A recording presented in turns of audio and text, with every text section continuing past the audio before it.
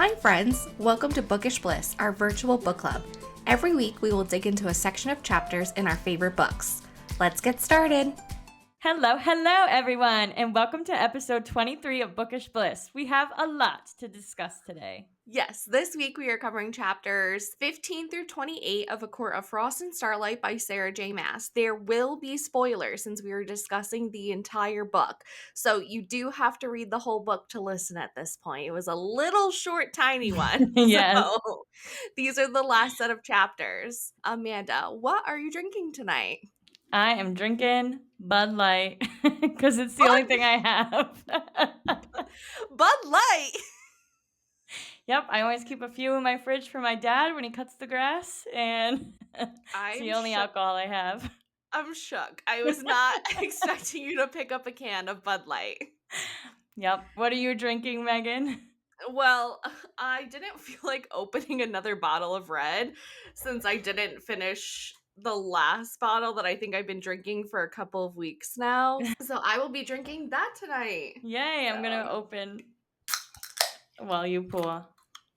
I mean, I'm probably going to drink more water than I am this wine tonight based on my mood. So I'm going to open up my bubbly!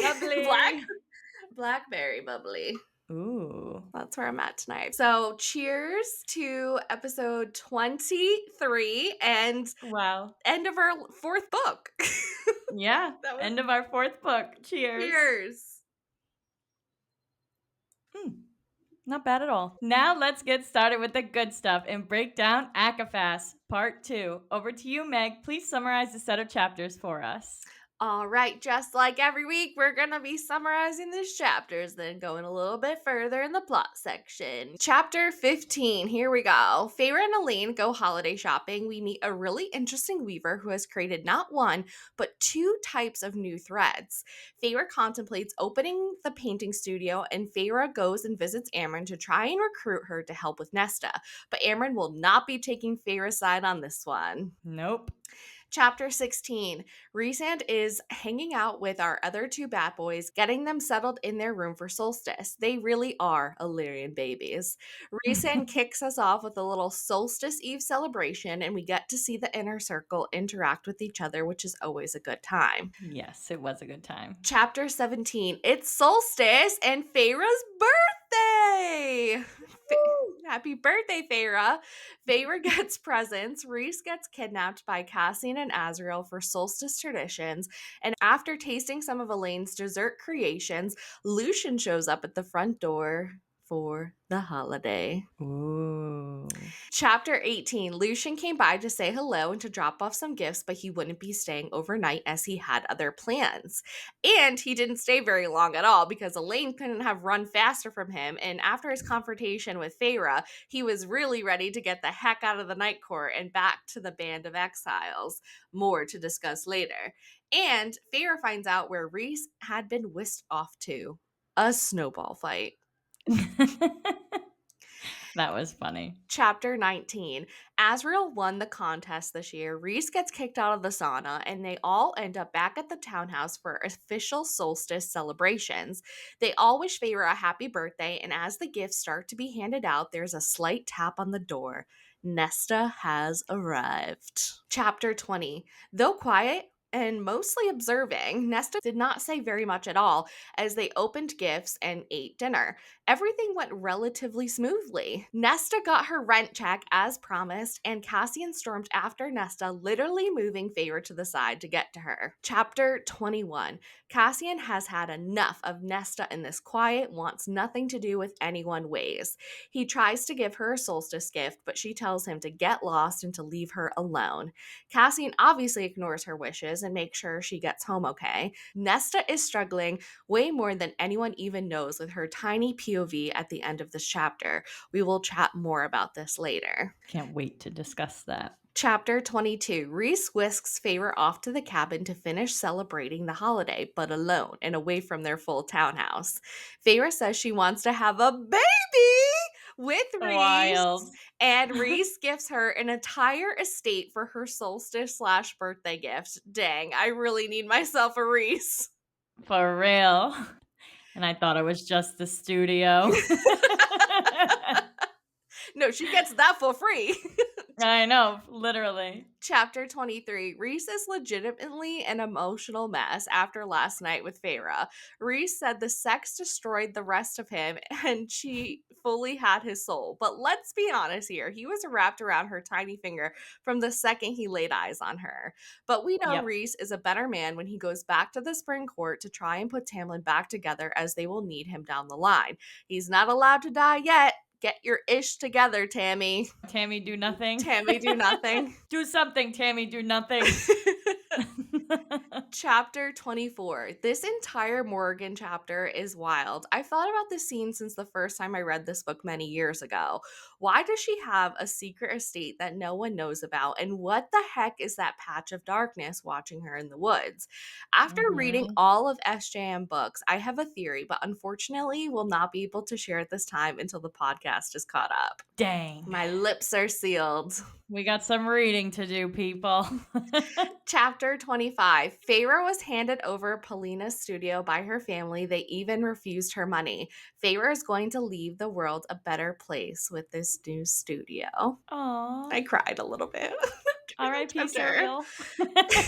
Of course you Chapter. cried. Yeah. Chapter 26. Rhys and Cassian and Azriel take a trip to Devlin's camp after solstice and see 6 girls training in the ring.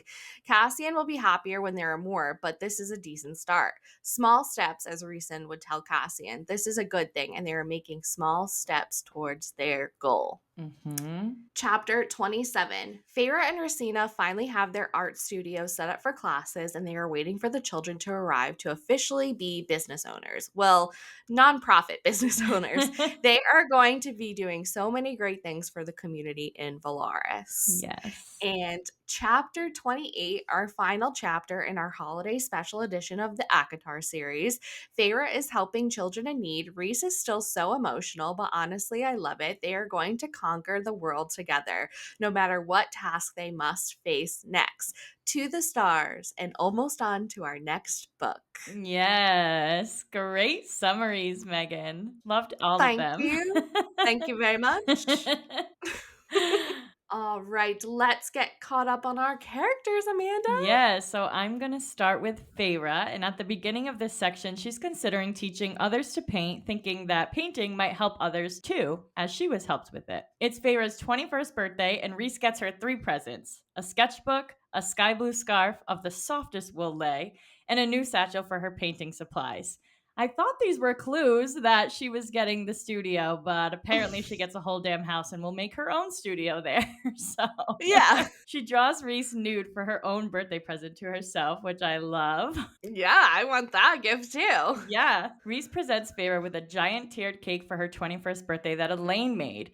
It was 3 different tiers. On top, flowers. In the middle, flames. And on the bottom, stars. Of course, just like the drawers.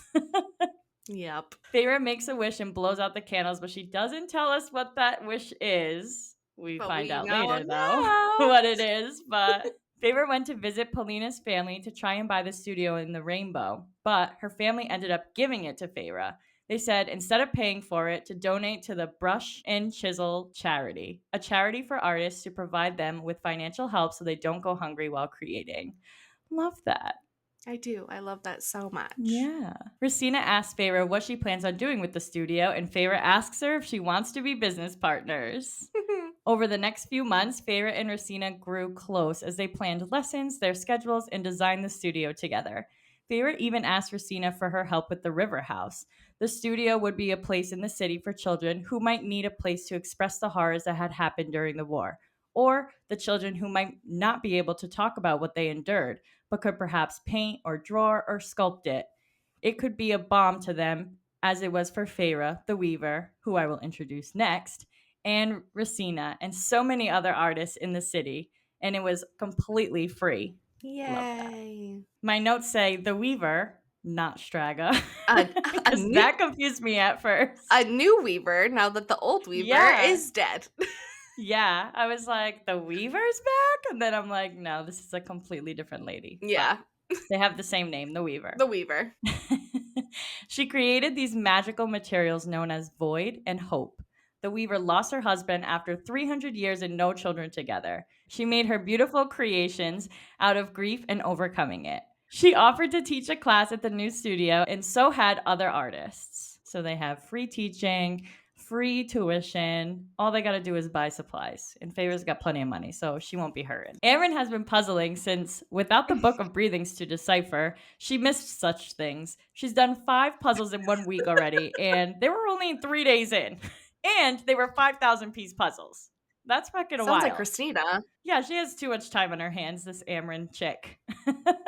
She also tells Feyre that she likes Nesta because she's not easy to be around or to understand. Nesta has been visiting Amryn, but Amryn tells Feyre that she will not betray Nesta and gossip about her. Mm-hmm. Good. Yeah, I know. She needs to be on Nesta's side. I feel like they're closer than Feyre and her. Yeah. At this point. Neither Lucian or Nesta had shown up yet to the start of the winter solstice celebration the night before, but Lucian does show up the next day, and Nesta does show up the following night. Mm-hmm. Feyre invites Lucian to stay for the night, but he tells her he has other plans. He's been at the spring court every now and then, but if he's not here in Valeris, he's mostly been staying with Jurian and Vassa. There's an old manor house in the southeast in the humans' territory. Jurian and Vassa were gifted it. Later in their conversation, he also tells her that he's not staying with them. The manor is also his, too. They call themselves the Band of Exiles. Mm-hmm. Lucian thanks the cauldron for Jurian. He keeps everything running. I was like, okay, Lucian. What a change of pace, Lucian. Yeah. He thinks Jurian would have been crowned king by now if it wasn't for Vassa. Lucian tells Feyre that Vassa and Jurian are 2 sides of the same coin. Their vision for the future of the human territories is mostly aligned, but he hints that the methods on how to attain that are very different. Mm-hmm. Lucian also expresses his hatred for Grayson when he asks Feyre about Elaine and how she's doing, since Elaine won't talk to him herself. Nope. No. Poor Lucian. I know. I just keep saying that, like, I every know. episode.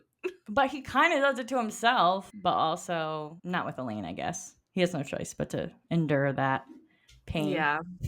I mean, he's also not helping himself by just staying away. He's saying, like, oh, well, she wants nothing to do with me. And it's like, well, yeah, because she doesn't know you because you keep taking off. How Yeah. is she ever supposed to come to a decision or even grow fond of you if you're not around? I know. I feel like when he was around, they were starting to. Or at least she would speak to him. Yeah, they Like, were talking more and.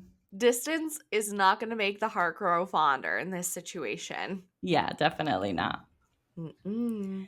Nesta sat in silence most of the night, but when she went to leave, Feyre had handed her her rent check, plus some, and she accepts and walks out the door.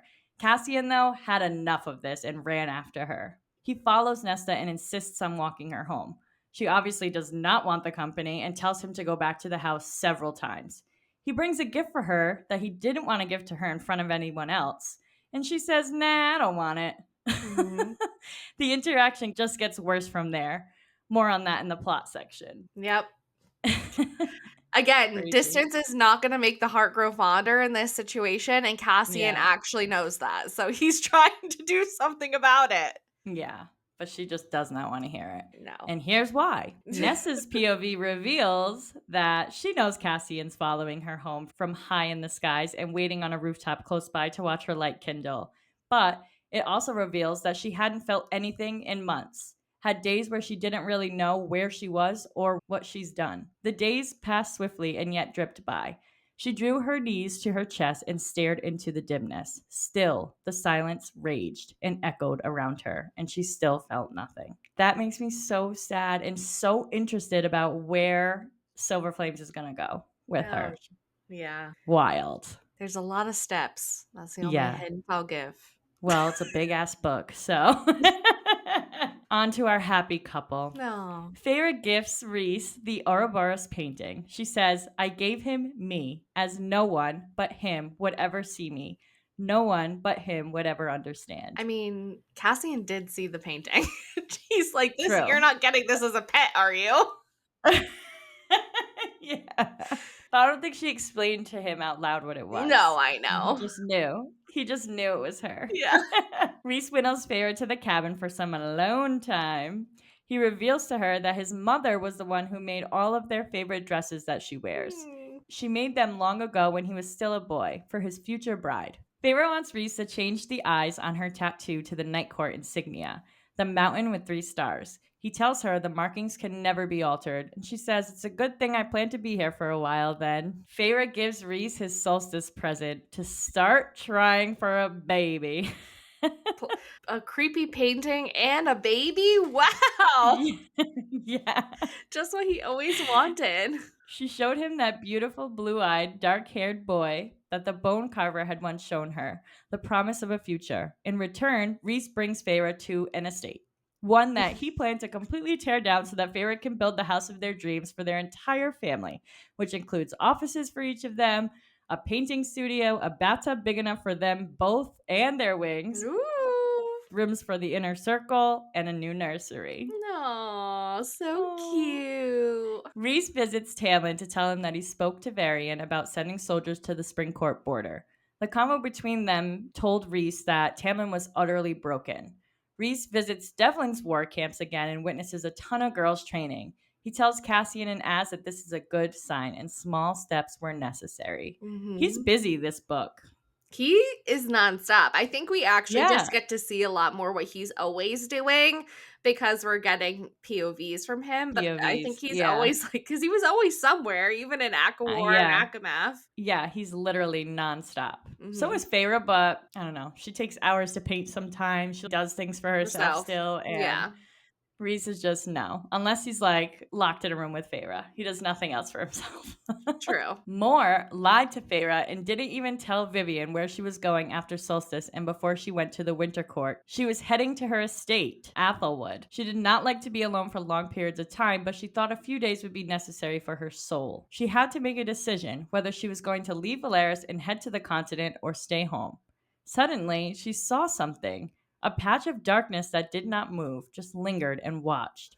Not like Asriel's shadows, but something different. So odd, that whole part. Yeah, it's definitely leading up to something. I don't know what, not this book, but Yeah. Like, why would she have a whole secret estate? right? Why does she have a secret layer that nobody knows about that Yeah. she bought 300 years ago? 300 years. What is significant about 300 years? Nothing. Nothing. The war was 500 years ago. Unless 300 I years don't know. ago, Did she cut a fucking deal with Hybern 300 years ago, I I don't know, mean? 300 years ago, maybe that's when she got stabbed in the no, that was more than 300 years ago. Yeah, it was before the war, right? I think so. Who knows why that girl has a secret layer and who's watching her? Well, just like you, Megan, I'm gonna be thinking about that now every time I've been thinking about it we read since about more. 2021, so But that's all we have for our characters today. So I'm gonna go through our second shortest world building section, second to last week's, and then we'll get right into the plot here. yes. We learn about void, the black fabric that absorbs the light. It creates a complete lack of color. The weaver had lost her husband to war after being married for 300 years. Ooh, there's the 300 years again. I Hmm. don't know if that means anything, but. And never got the chance to have children together. She doesn't have a piece of him in that way. He's gone and she's not. So, Void was born of that feeling. She also created a silver thread and called it Hope. She made it after she mastered Void. Mhm. I think that was a nice little, I know, I liked that. yeah, a nice little lesson for Feyre in moving on after trauma. A good one for Elaine as well. Exactly, yeah. The winter solstice celebration had finally started. Rhys, Cassian, and Asriel continue their tradition and go off together during the day of solstice. We learn that their tradition is a snowball fight up in the cabin that they own. Asriel won the snowball fight, and it was his 199th victory. He needs one more for 200. I know. After the snowball fight, they took part in another tradition of theirs, an Illyrian custom, actually, the heated sheds. A bunch of naked warriors sitting together in the steam sweating. Yum. Literally, yum. Let me in. Let me in. I'll just sit nicely in the corner. You don't need to worry about me. Love that. And on to our last section in world building. Fast magic. Ooh, ooh, ooh, ooh. Fast magic. Ooh, ooh, ooh. The That one's sticking, I I mean, know. It's been a bit now. I can't Yeah. see it any other way. No one helped us. Yeah. Alright, here we go, fast magic. We got some winnowing, bond mine talking, flying, Mhm. the usuals. Feyre had sent the paintings that she had been working on to the pocket between realms when Racina came to the abandoned gallery to clean up. Elaine received enchanted gloves for solstice that won't tear or become too Mhm. sweaty while gardening. Reese altered the tattoos on Feyre's hand from eyes to the Night Court insignia. Reese's magic skinned the elk bleeding on Tamlin's table, carved the meat into slabs, and began cooking a slab of steak for Tamlin to eat. And one of the children deemed it a good idea to form a bubble of all the paint to see what color it would turn in Mhm. Feyre's new studio. And then it floated across the room where it collided with Racina's face. Poor Racina. Poor Racina. But that's what you get when you have a studio full of kids, I guess. That is very true. And that is all for our world building section today. So I'll let Megan take Yay. over with the plot, notable lines, and some assumed foreshadowing section. All right, all right. Let's take a little sippy sip before we start. Yes. All right, chapter 15. It's a Feyre point of view. Feyre still didn't have a solstice gift for Reese, so her and Elaine go shopping. Elaine notices how hard it is for Feyre to buy things without the dire need to do so. Feyre says it feels excessive to buy presents. Yes, and here's my notable line for chapter 15, page 129. Elaine says, "It's their tradition, though, one that they fought and died to protect in the war. Perhaps that's the better way to think of it, rather than feeling guilty, to remember that this day means something to them, all of them, regardless of who has more, who has less, and in celebrating the traditions, even through the presents, we honor those who fought for its very existence, for the peace the city now has." Well said, Elaine. Well said. Golf clap. They enter a weaver shop. They found a really interesting tapestry. The black thread in the tapestry is called the void, like Amanda explained earlier. She made this when she learned that her husband had fallen in the war. She thought she would have 1,000 more years, and this reminds Feyre of Reese and how lucky she was to have him back. The Mhm. silver thread in the tapestry, like Amanda said, is called hope. She created it after she mastered the void. She tells Feyre she had to keep creating to help with the pain and the loss. If she stopped creating, she would be done for. That she creates, and even if it's hard, then there would be no hope shining in the void. There we go. Mhm. Jesus Christ. Feyre decides then and there that she wants to buy the tapestry. She doesn't know where she's going to put it at this moment in time, but she knows that it's coming home with her. Yep. Put it in the pocket. Feyre apparently leaves Elaine somewhere because Feyre winnows into the abandoned studio and she paints for 3 hours. Like, do you think she just bought the tapestry, handed it to Elaine, and was like, bye, and just took Yeah, she's off? like, "Gotta go." Yeah. I can't. Elaine's like, okay. So Tiny's like, I'll carry it. Hera is painting through her grief. Racina finds her in the shop and thought she had been the one who had been coming in here. She was sure that Paulina's family would sell Feyre the studio, but she keeps it clean for them in the meantime before there's a new buyer. Mhm. Feyre hides her paintings in the in-between, though Racina tells her that she could leave them there as no one else is going to be coming in here.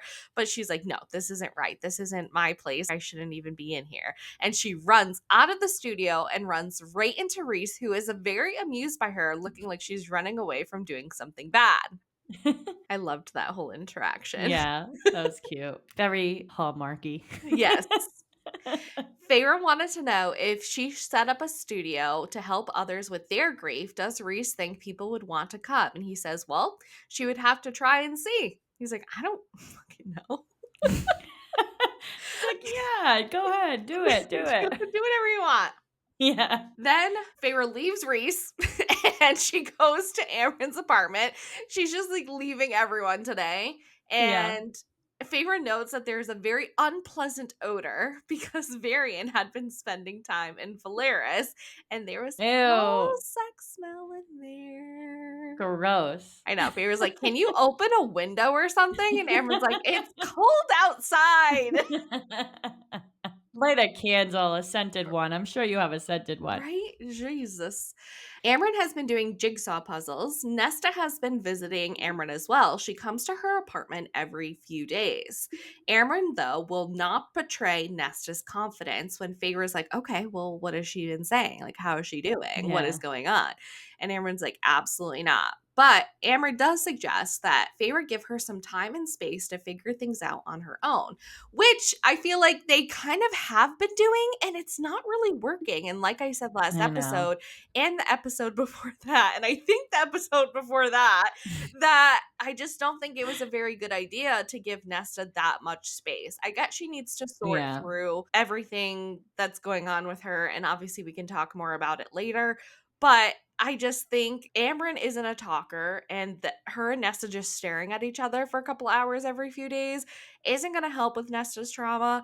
And I don't know who it needs to be to help her, but someone needs to step up and be like, okay. And you kind of see that Yeah. from Feyre a little bit in the last set of chapters. Elaine has tried, and even Cassian is now being like, Cassian. WTF. Yeah. But apparently they do more than stare at each other because she doesn't want to tell Pharaoh what Nesta's saying, so she must be saying something. They must be talking. Yeah. Or Amryn just knows because Amryn knows all. Not anymore. Or does she still, even though she's high I fae? still think No. she does because she's just ancient.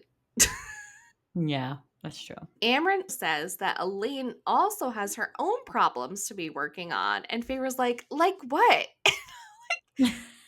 Lucian, her trauma with Grayson, she has a lot of shit going Yeah. on too. Her dad just died too. Yeah, like how about you have your own grief to be working through instead of worrying about Yeah. Nesta? Yeah. But I think that's also the problem. I kind of like that Feyre is being a busybody and trying to figure out how to help Nesta because Elaine says in a couple of chapters, Feyre is their foundation and holds them up. And if it wasn't for Feyre, they probably wouldn't have a family, even to this Yeah. day. I feel like Feyre also kind of did mourn the dad already because she had been gone for a couple years now Mhm. and knew she wasn't going to live with them.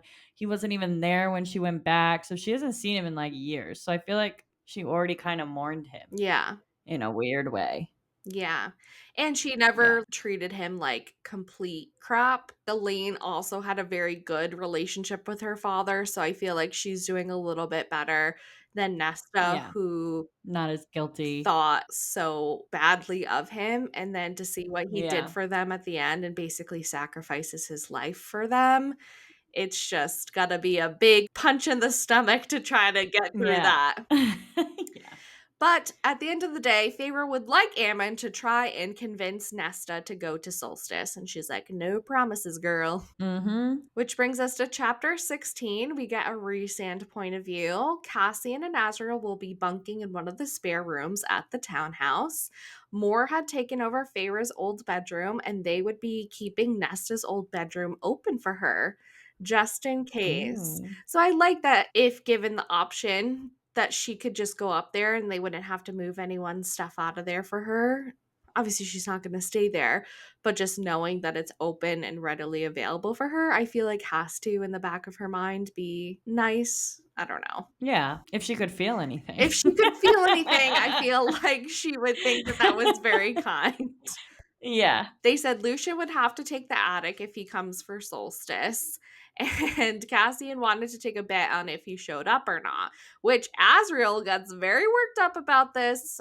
Always does when it comes to Elaine, that he would not be betting. And it isn't nice to bet on people like that. And Cassian's like, you Yeah. guys do that to me all the time. Yeah, Az is a little sensitive about anything that has to do with Elaine. Hmm. Hmm. Cassian wants to know if there's any updates on the camps.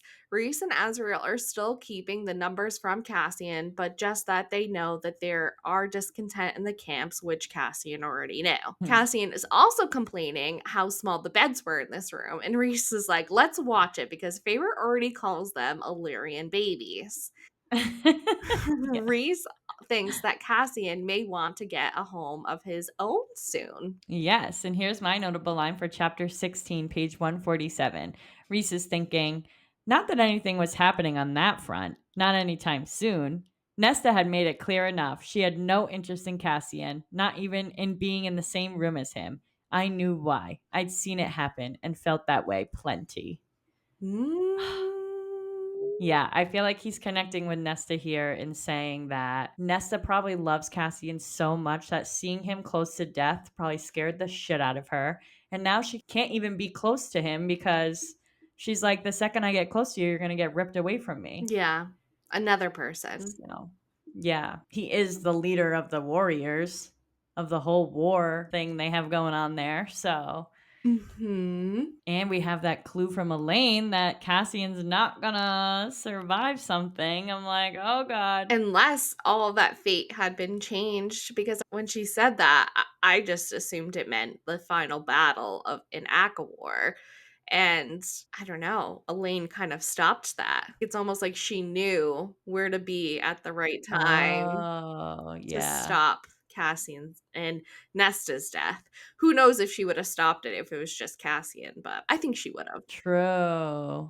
True, true, true. No, you're right. But I didn't think about I that. mean, it could still be a premonition that's still out there, but I would like to think that for my own sanity, that Elaine prevented it from occurring by stabbing the king through the throat. Yeah, that makes sense. "Don't you touch my sister!" So now we're later on in the night. It's solstice eve, and the group has just gathered for some drinks and dinner. They're just hanging out with as a family, and Mhm. it's just so nice. Reese thinks that Feyre looks beautiful. The only people that were missing were Nesta and Lucian. Mhm. Cassian asks if the summer court celebrates solstice, and he asks this to Varian. And Marion's like, "Yeah, we celebrate the one in the summer because there's 2 of them." And it's very much like what they do. So it's just, like, very interesting when it comes to the seasonal courts or even spring, because spring celebrates winter and summer solstice, Yeah. but it seems like winter and summer only celebrate one or One the or the other, other. yeah. And then we don't know what the other courts do, but obviously the night court celebrates both as well. So Yeah. and I don't think it was a bad question for Cassian to ask, "Do you celebrate winter as well?" Because a lot of the courts celebrate both. Yeah. But they were making Cassian seem like he's this big idiot, and I was like, "No, he's not." I wanna know that question too. Ah. They suggest to Varian that they could invite Tarquin if he wanted, but it didn't really seem like Varian wanted to, because No. then he would not be relaxed. He would be worrying about his High Lord and not just being able to hang out with Amren and Yeah. just relax for Yeah, once. Tarquin will ruin everything between them. He can't come. He can't come. They were splitting holidays for a reason. Yep, exactly. Reese reminds Feyre that she invited Nesta for tomorrow to not be disappointed she was not here yet, because Feyre, I feel like, just kept looking towards the door Yeah. and being like, she's not here. And Reese is like, well, you didn't invite her for tonight. You don't even know if she's going to show up when she's invited. Yeah, Never mind if she's before. not even invited. Yeah, it's funny. Reese gives a little toast to old's family and new, and to enjoy the solstice. Yes. Chapter 17 is back to a Feyre point of view. It is solstice morning, and it's officially Feyre's 21st birthday. Woo! Feyre wakes up to a happy birthday from Reese, and he gives her presents, which, like Amanda said earlier, were a sketchbook, a scarf, and a satchel for her paint supplies, with new supplies already in the bag. Feyre then decides to paint Reese naked. Oh my god. Woo! I needed more details in that Yeah, scene. we need the painting itself to put on our Exactly. walls as poster boards. Exactly. I'm like, every night, "I love you. Good Good night." night. They emerged hours later. Wow. Mm. Bow chicka wow wow. Reese and Feyre are going to sit down and eat breakfast finally, but Reese is then kidnapped by Cassian and Azriel, and state they're doing this because it's a solstice tradition. And I love how Feyre just doesn't even really question it. She's Yeah. like, "Hey, Yeah. bye." She's like, "See ya. Yeah. I'll be here waiting for Nesta."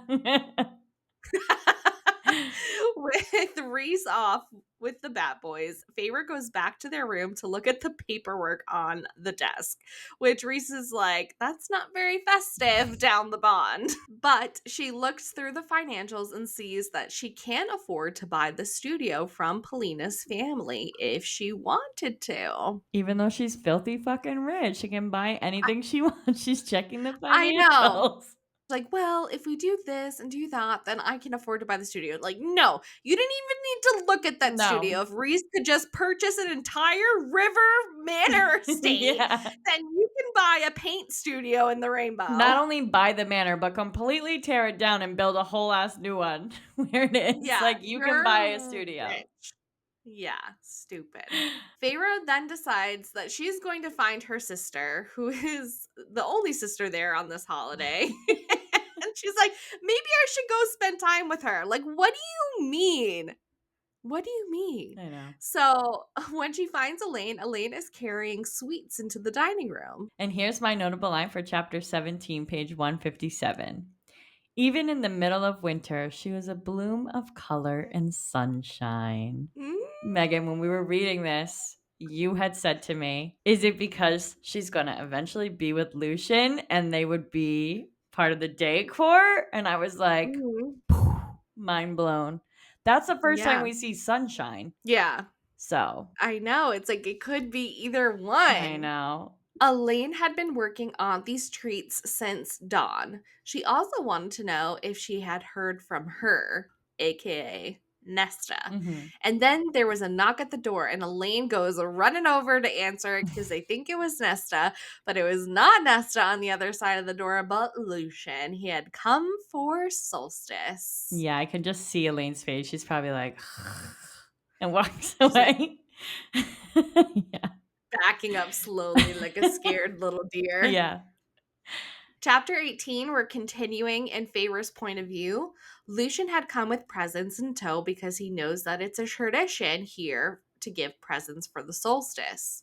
Feyre said that Lucian can stay the night, but he says he has other plans. That if he wasn't in the spring court lately, then he has been staying with Jurian and Vassa at an old manor house that was gifted to them. Feyre hadn't realized that Jurian and Vassa had made such a permanent base, but Lucian says that they were going to be there until things were settled.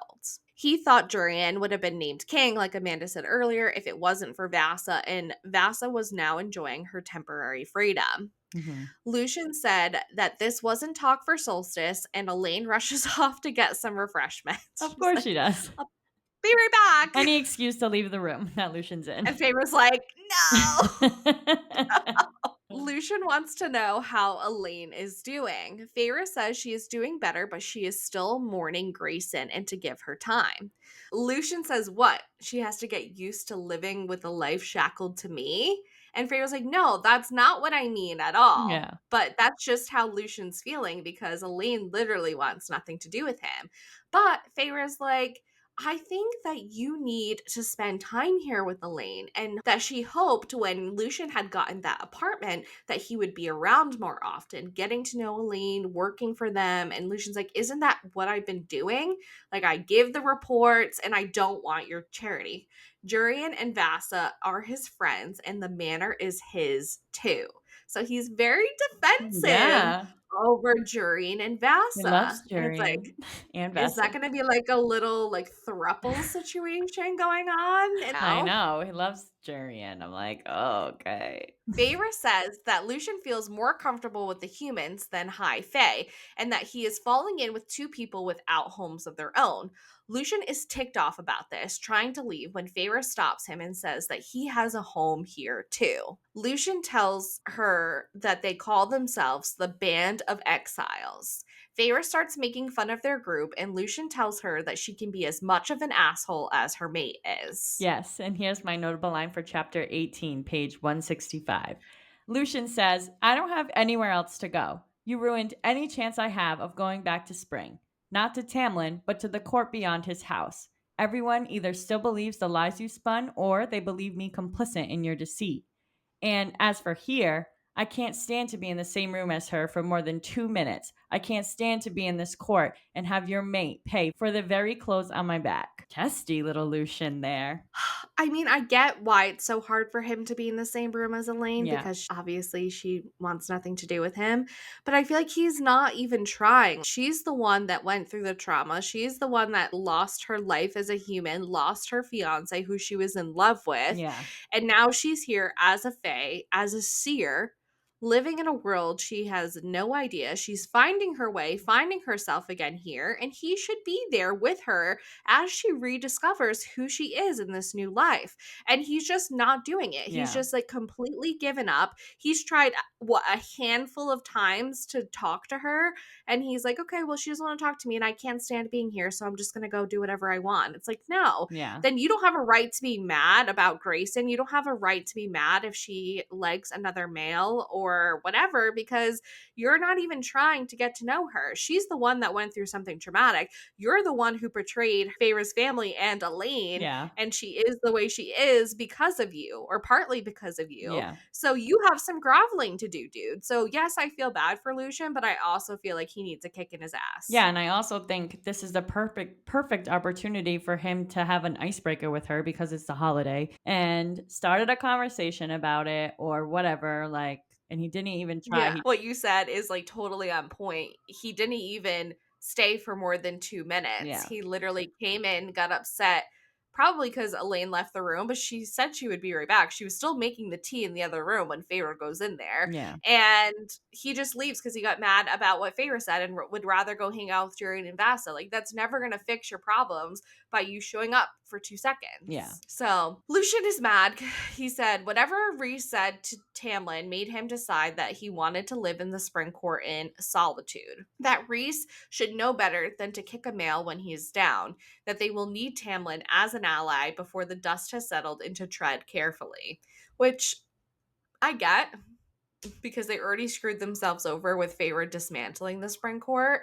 But at the same time, it's a little shitty for Lucian to be like, Rhys should know better. No, Rhys, what he's doing is trying to kick Tamlin's ass into gear. And he doesn't need to be nice to him about it after everything Tamlin has done. Yeah. Just because he's down doesn't mean he gets a I know pass. he can't even forgive Nesta. He's not going to forgive Tamlin. Yeah, Reese. nor should anybody at this point. Yes, they'll need Tamlin as an ally, but in no way does Rhys need to be kind to him Why do they in the even need him process at of this it. point? He has no army. He has no court. He's literally by himself. I think it's because his court is on the border of the human lands. And so They they just don't want to give need. up that sliver of land to the what? To the humans at this point? Well, I think they're trying to protect humans because there's still creatures in the woods that are not going to respect Yeah, humans that's and true. to In the attack wood, them. in And the they spring. need Tamlin to enforce his borders. Yeah. And he's just not doing anything. He's just being a depressy messy. And like, I just don't think it's justified at this point Yeah. of what Tamlin's doing. I say they just infiltrate spring and take it over, but who am I? It it might come down to that, or Yeah. there's a redemption arc on the horizon with Elaine coming in to save the day, to bring back the gardens that have now turned to thorns. Mhm. Hmm. We'll see. Yep. Reese offers to come back and help Feyre because he can obviously hear what's going on, or Feyre is like, telling him Filling what's him in through the happening. bond, yeah. Yes, but Feyre says no, that she can handle it. Lucian is not going to stay. He says the bigger gift is for her and the smaller gift is for Elaine, and then he is gone. Feyre says to Elaine that Lucian will not be staying for dinner, and she really couldn't say 2 words to him. I know. And Elaine is like, I don't owe my affection to him just because he got me a gift. And Feyre like, well, yeah, I understand that, but he is a good male. And Elaine says, I don't want to mate or a male. She obviously wants a human man to be in her life, and that's just obviously never going to happen. Yeah. Feyre just doesn't want to see either of them get hurt, and Elaine does concede and say, I know. So Yeah. Moore was eavesdropping on her Of conversations course. and offers Feyre something to drink. Moore then takes Feyre to where the rest of their family is at the cabin, and they just leave Elaine behind. They're like, oh, she's a part servant, like cooking in the fucking kitchens with the twins, but we're gonna go have fun. Bye, Elaine. Yeah. She's part No wonder servant. Elaine is so aloof. She just walks out and she's like, where did everyone I go? mean, I guess she's gotta make her money somehow living off of Feyre. I guess. Feyre is suddenly outside in the snow, and Feyre sees snow fort set up, and the three Illyrians have been having a snowball fight for hours. Moore doesn't think that Reese is going to be the winner this year, and her and Moore go inside to wait for them to be done. Continuing with another Feyre point of view in chapter 19, Azriel won the snowball fight. Now all of them are going into the Birchen, and Feyre starts sending naughty thoughts to Reese while he is in there, so he gets kicked out. They're all dressed in their finer clothes for the holiday celebration. Feyre is back in her notorious starfall dress that she Mhm. loves to wear. Reese gives a short but sweet speech, and Feyre's like, "That's all you were gonna say?" He's like, "Do you want me to keep rambling on, or do you want to get to the celebrations?" Like, Jesus Christ. Elaine says she's never been a part of a celebration like this before, and Amber's like, "It's not all that it's cracked up to be." They all wish Feyre a happy birthday, and they bring out a cake with candles. Elaine helped make the cake, but she had it decorated by the twins, and it was like the drawings Feyre had painted at the cottage. So we're being reminded of this, Yep. obviously, for a reason. Yes, I agree. And I think it's just reminding us of what's to come for Nesta and Elaine. Yep. Elaine says Feyre is their foundation, lifting them as she always has, and Feyre makes her birthday wish. They have cake before dinner because it's Feyre's birthday and it's a holiday, and who doesn't love cake before dinner? Yep. And they decide that they all want to start opening presents, and Reese has them all magically appear in the living room.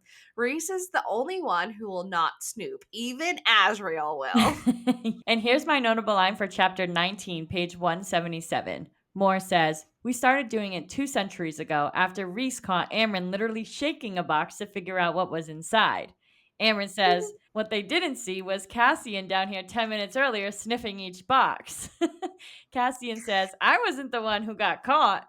Feyre looks to Reese and says, "And somehow you're the most trustworthy one." Reese responds, "I am High Lord, Feyre darling. Unwavering honor is built into my bones." Oh, God, gag me. Just another little inner circle interaction that we know and love. We love the banta. Yes. Amryn then digs into her presents, and it was kind of frightening the way they said she was digging into these gifts. Even Moore was enthusiastically opening up her gifts, and then they heard a knock on the door, and they all knew who was on the other side. It was Nesta. Nesta. It's Nesta time. It's Nesta time. Continuing with another Feyre point of view, Feyre is holding the door open for Nesta, and Elaine is inviting her to sit with her by the fire. Elaine is bringing her over to the alcohol cart. Here's my notable line for chapter 20, page 181. "Don't take her to the wine. Take her to the food," Amryn called to Elaine from her perch on the armchair as she slid the pearl earrings Az had gotten her into her lobes. "I can see her bony ass even through that dress." So clearly Amryn cares for Nesta in her own way. It's tough love. Tough love with her, yep. Nesta just tells Amryn she likes her earrings, and the whole room relaxes that Nesta isn't going to blow up at anyone. Nesta tells Feyre happy birthday and tells everyone they can go back to opening their gifts. Elaine was the only one who got Nesta a present, which Mhm. I think is so fucked up that Feyre did not give Nesta a present. I know. Although I guess she does give her a check at the end of the night, so I get it, but that's not a Christmas I or a know. solstice present. I know. And she wanted her there so badly, basically threatened her to come. And then you don't even get the girl a gift. It's your I sister. You know. got Elaine something. I know. I didn't like that. Yeah. I get why Reese and Azriel and Moore and Amryn would not get Nessa something. Well, I maybe Amryn would, but really, like you didn't get your sister a solstice gift after you've just been rambling on for chapters about how she needed to show up to solstice. I Yeah. don't like that. Yeah. I agree. She should have got her one too. Moore was passing out some more presents, but Cassian wouldn't take his until he watched Nesta open her gift. It was a set of romance books that Elaine found at a bookstore. This bookstore owner said that this was her favorite author, and she really thought Nesta would enjoy these because we all know Nesta loves her romance and her smut. Yep. After that, everyone continues to pass out and open gifts. Feyre finally dragged her final painting over to Reese. It was a painting of her true self, and Reese told her that she was Of beautiful. course he did. Frightening, but beautiful.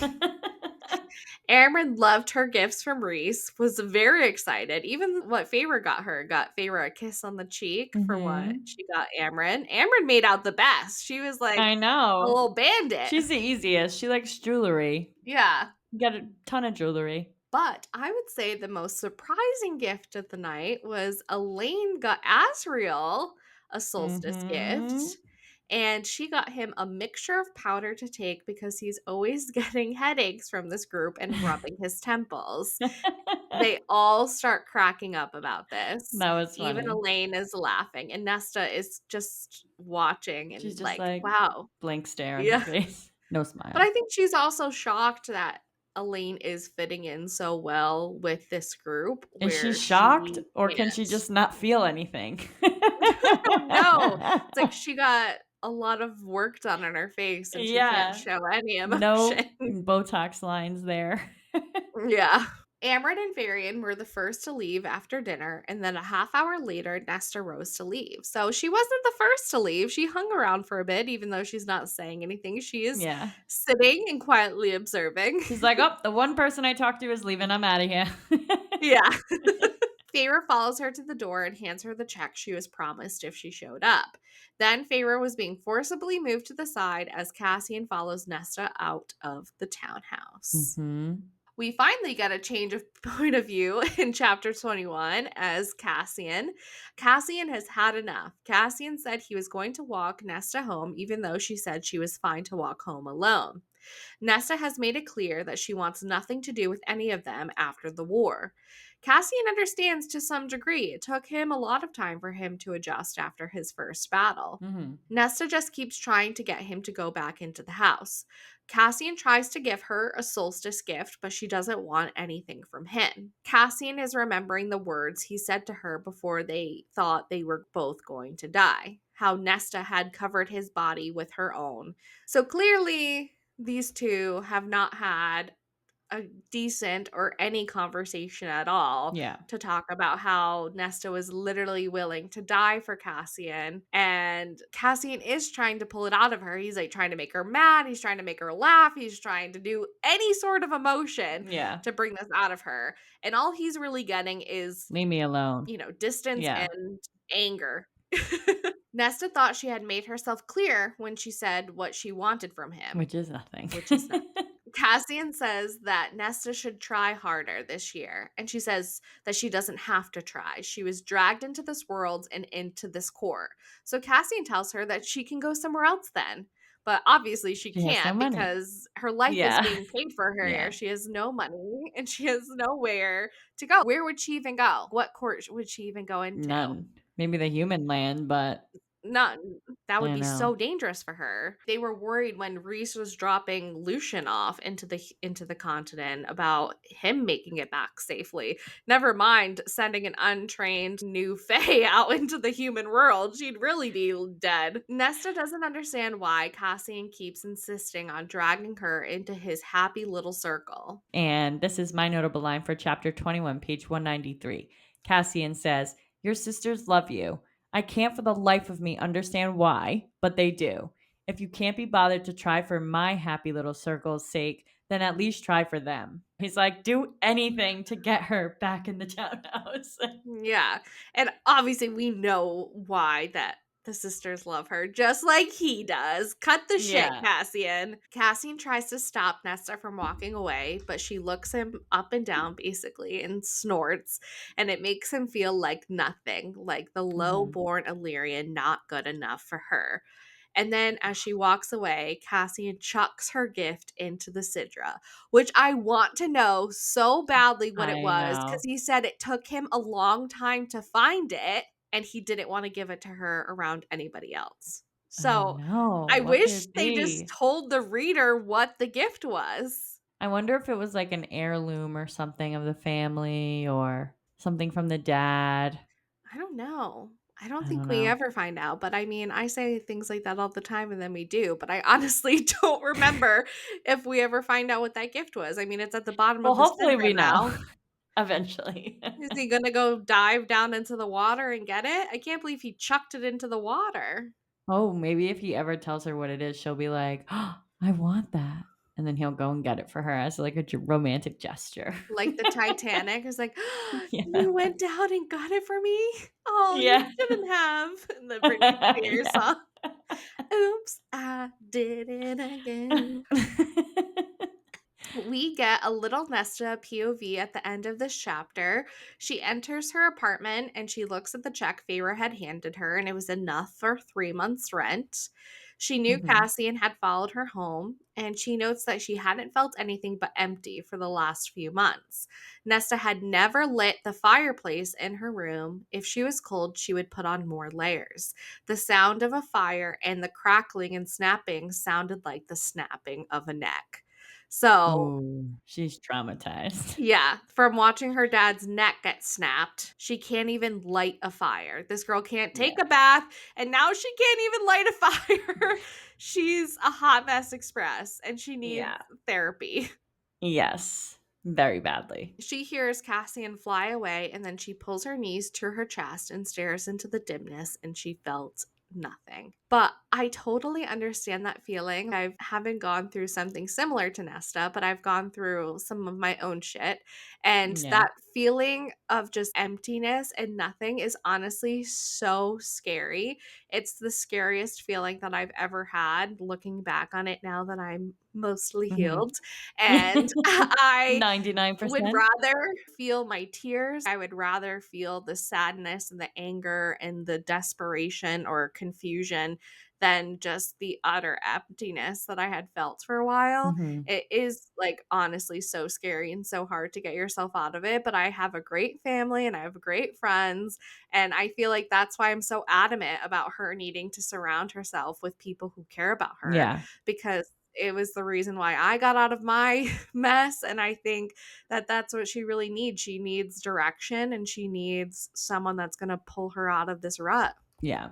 But I feel like you are also willing to accept support and help, and Nesta is very unwilling at this time, so it'll be True. interesting to see True. how that plays out. Yes. Chapter 22, we go back to a Feyre point of view. As the night was wrapping up, Rhys winnows Feyre back to the cabin. Swoon. Mhm. We find out that Rhys's mom made all of Feyre's dresses and she made them for her when he was little for his future wife. Rhys says that his mother would have loved Feyre, and Feyre says that she would have loved her too.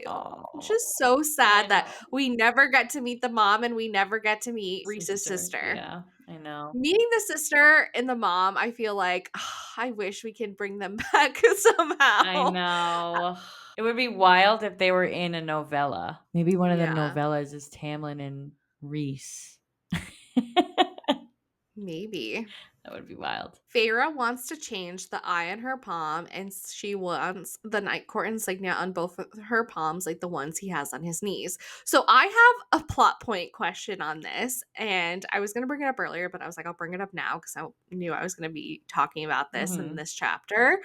But when the King of Highburn took the bargain off of her left hand, or right, I think it was her left arm or her right arm, whatever arm it was, that the whole thing was gone. Wouldn't of the eyeball also have been gone? Because that was a part of the bargain. It was all Yeah, one. but then didn't Reese put it back on her for something? Because she got a tattoo and was like, "Oh, I missed that there." Well, at the end of Aquar, he puts their new bond on there, but I don't think it was the eyeball because she's like, you don't use it anymore. Oh, But I wait. thought it was because it was gone. Is it because they pretended that it was gone, but it really wasn't? I They know she had glamoured her other arm that showed that she was High Lady. She had Oh. that glamoured, but the king, when they took the glove off, it was gone. Hmm. So when she says, I want to change, since when did she have two? And then Yeah. even the one I thought was gone already. So I just thought that was, I just wanted to bring it up because I don't remember it still being there. And then Yeah. so when she's like, I want to switch them, I'm like, what do you mean? I thought your palms were empty. Hmm. I don't know. That's a good I don't know. question. Let us know. Yeah. if the eyeball was still there or not. If not, I think that was a little mistake in the story. Yeah. Ree says that if he does this, that it's permanent and it can never be changed, which I don't understand why you can change it from an eyeball where he's spying on you to this and it can never be changed. Or he just doesn't want it to ever be changed. But Yeah. um Well, he anyways, says it can't be altered, right? the insignia is now permanently on her Yeah. hands. It's like a symbol, I think. That's why they can't alter it. Whereas, like, the Yeah, eye was just a tattoo for a bargain. That's how gotcha. I took it anyways, I don't know. Yeah. Feyre says she has one last present for him and she lets him into her mind and shows him what she wants. A A baby! baby. Wow. That was wild. Yeah, it was. So from I don't think we should have any for a long while to now I want your babies right Yeah. now. Put a baby in me. Literally. Reese tells her that it could take years, and she's like, "That's fine, but we can try." And boy, do they try this evening! That was a Mhm. steamy, wild sex. They were Yes. like having sex in their minds. They were having sex against the wall. That was Yeah, dirty. and the cabin probably stinks like Amren's house. Yes, literally. Feyre and Reese return to Valaris very early the next morning after their nightly escapades at the Yes. cabin. Reese takes Feyre to an old manor on the river. This was her final solstice present, and he loves a dramatic reveal. Mhm. Reese bought her an entire estate. Yes, crazy. And this is my notable line for chapter 22, page 209. Reese says, "We have no space at the townhouse. You and I can barely fit everything in the bedroom, and no one wants to be at the House of Wind. So build a house for us, Feyre. Dream as wildly as you want. It's yours." Oh, Oh, I I know. need that. Nobody likes the House of Wind. Well, I mean, there's 10,000 fucking stairs to get to it, so I wouldn't wanna live there either if I couldn't True. fly. Reese tells Feyre not to worry about the cost of the house. And Reese tells her to build a painting studio for their family, for their future children. And she says that she will. Yay. She says, okay. Okay, you got it, sir. Hubby. Hubby. Chapter 23, we get a Reese point of view. Reese says that the sex they had at the cabin utterly destroyed him. He thought he loved her before, but now all of her consumed his entire being. Ooh. Which I feel like she already did, but whatever makes you sleep better at night. Well, it's because now she wants to have a baby with him, so I could see why he's Yeah. like, "Yay, I love her Yeah, more she's than gonna be ever." the mother of my babies. Yeah. Reese returns back to the spring court and found Tamlin still alive, though he had to check with his power, in the kitchens with the dead elk on the table, and he was just staring at it. Did he not know Yeah. what to do with it? He's just staring at it. He just didn't have the energy to skin it and slab it and Yeah. cook it. Reese tells Tamlin that the summer court would be helping protect his borders since they were closer allies, being the seasonal courts. And he's like, "Do you have a problem with this?" And Tamlin just doesn't answer. All Tamlin says is if she would ever forgive him. And Reese is like, "I know who he's talking about, Feyre, but I don't know if that's true." Like, Really? Who else would it be? Elaine. Oh. I mean, maybe because why does he say she? Why, if he thought she would ever forgive him? She as in Feyre. She, as in, could be Elaine though, because he betrayed their family, and now she's High Fae. And when Reese was last in the spring court and says, "Oh, I thought Lucian's mate was the seer," Tamlin gets all growly about it. Is that Yeah. really Lucian's mate? Is that why Lucian doesn't give a shit to be around? He's like, "Ah, the jig's up. Like, I'm tired of trying." I just feel like if it was Elaine in this moment, he would have made that clearer because he's talking to Reese. How's Reese going to know that it's Elaine. Elaine? You know what I But I mean? feel like Tamlin is so out of it right now. Does he even know what he's really saying? I mean, I guess he does, Yeah. because then his next thing is, "Do you forgive me for your mother and sister?" But Yeah. so I guess he probably is talking about Feyre. I just think it's interesting that if it ever I comes know. back, he said she and not Feyre. It could have been Elaine. So I just wanted to Yeah. point that out. And Reese says, "Do you want her to?" And he's like, "Do I deserve it?" And then Tamlin says he doesn't even think an apology would make a difference for either of them. Reese comments that Tamlin is utterly broken. And Reese Mhm. remembers Lucian's comment on how they would need Tamlin, so he helps him to start cooking his dinner. Then here's my notable line for chapter 23, page 212. Reese says, "Eat, Tamlin. You can waste away and die after we've sorted out this new world of ours. Eat, Tamlin." They're doing more for Tamlin, or Reese is doing more for Tamlin than anyone's doing for Nesta besides paying her I fucking know. rent. Literally, that's so true. Nobody's feeding Nesta. Amryn even comments on her how skinny she is. Yeah, I mean, I guess Reese is paying her barb tab bills, but it's not paying for food. Chapter 24. This is the weird Morgan POV chapter. Moore is off riding at her super secret estate that no one knows that she purchased for herself 300 years ago. She likes to come up here for the quiet and to ride horses that had come with the estate. Moore is, I think, from this chapter going to take the job opportunity that Reese offered her. Moore's horse picks up on something weird that had the horse flattening their ears in this ancient woods. Who knew what could be lurking in these woods? Between the thorns, she spotted a patch of darkness. It did not move, but she knew it was watching her. Something in her Creepy. power told her not to touch it, not to go near it. She rode away and thought what else she might encounter in these woods that no one in the night court had ventured to in a millennia. Wild. That was such a weird chapter. Yeah, and why has no one been up there in a millennia? Yeah. Where is she in the night court? and, She must be on top of a mountain or something. and why is it a secret estate? I don't understand. Yeah. It's just very I confusing to have a me. theory on what was watching her, but again, like I said, I can't tell you. So I'll have to tell someone else. Chapter 25. Back to a Feyre point of view. Polina's family gave Feyre the studio. Feyre tried to give them money, but they would not accept the money from her. Polina's sister suggested that she donate the money to the charity Amanda talked about earlier called the Brush and Chisel, which Mhm. helps the struggling artists and provide for them while they create.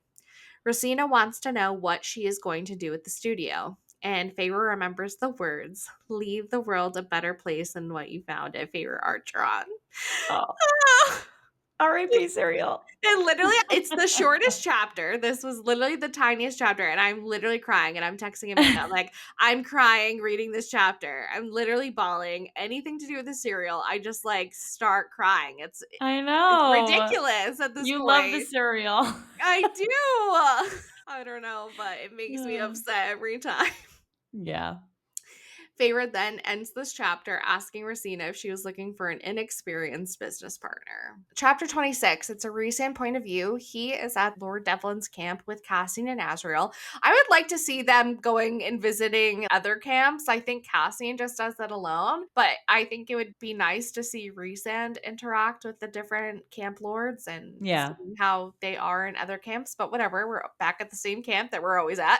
There were 6 girls training in the ring today. Some were not back yet from traveling from Solstice, so that's why there weren't as many as they thought there would be in the ring. Azriel shows Cassian the list of discontent finally, and Cassian had been distanced ever since they showed him that list. That there was a rival of his, Callian, in another camp who had been pretty loud with the stirring of the discontent. And Mhm. Cassie would not allow them, though, to mess with the blood rite because this Callan or whatever hadn't even gone through the blood rite yet. And so they're like, well, accidents happen all the time in the blood rite. And Yeah. Cassian puts his foot down and says, no, you're not going to mess with a tradition of ours that's very sacred. And you're not going to mess with the blood rite. And Reese knows that Cassian will find a way to deal with Callan on his own. Mhm. Reese tells Cassian, though, that this is a good sign that their girls were in the training ring. And Cassian says it'll be good when there are 20 of them in there. And Az wants to make a bet, but Cassian says not on this. So it's so funny how they're really like not on the same page with their bets Yeah. these days.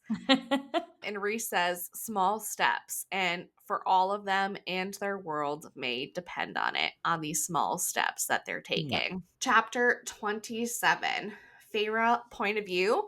A month later, Feyre and Rosina had finished setting up their studio and were currently awaiting for the Fae children to arrive for their lessons.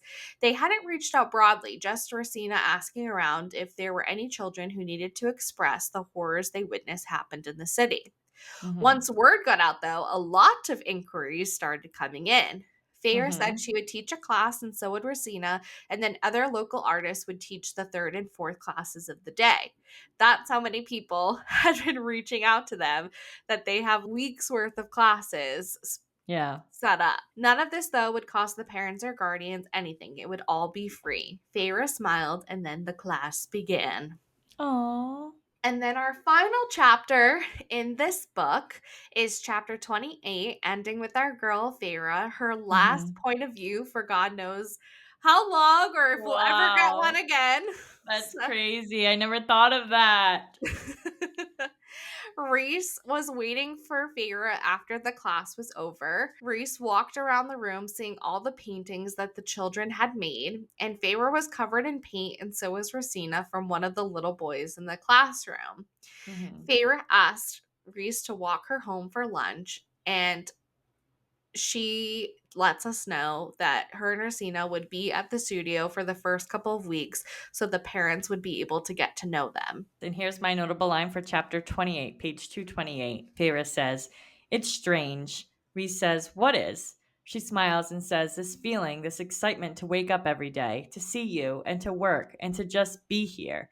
I know there's so much to do. I know there are things we will have to face. Few sooner than later. I know there's the Illyrians, and the human queens, and the humans themselves, and all of it. But despite them, you make me so very happy. My life is happy, and I will never stop being grateful that you are in it." Oh, Hmm. so cute. So cute. Reese is full on crying in public. He's pulling a Megan. Yes, Well, I guess he you don't cry in public, so not really. sometimes. Usually not, though. Reese says that he is so grateful to have Feyre in his life and that whatever comes next, that they will face it together. Feyre tells Reese that she loves him, and he's like, "What's not to love?" Like, he always just has to be a prick, like she likes to Yeah, call him. a little shit. But then he says to her, "To the stars who listen, Feyre," and she responds, "Into the dreams that are answered, Reese." And that is the end of A Court of Frost and Starlight. Wow. Book Oh, 4, check. In check. crazy. That was a That's crazy. quick one. It's technically a novella, but technically True. it is four. Yeah, that's crazy. Wow. I I know. can't even imagine what's going to happen in the next book. I know. I'm so excited. I've only read this one once through as well, so. Oh, well, it's for that reason that I have no predictions going into Silver Flame. I'm going with an open mind. I have no idea what's going to happen. Yep. And it's in Nessa's POV, so I'm ready Mhm. for it. Yeah, no, I'm so excited to move on to the next chapter of Yes. this series. I know. It's crazy. And that's all we have for you today. I can't wait to discuss our final thoughts for the entire book and then get to the last ACOTAR book that's out at this time. Please let us know what you think by leaving us a review and comments on any of the platforms you are listening/watching on or on our social media pages. This helps tremendously to get the word out and lead more listeners to find our show and tune in. Yes, don't forget to email, follow, subscribe, rate us 5 stars, and tell all your friends about us. And we hope the rest of your day is blissful. Bye. Bye. Thank you so much for listening. Join us next week where we start part 3 of A Court of Frost and Starlight by Sarah J. Maas, discussing our final thoughts.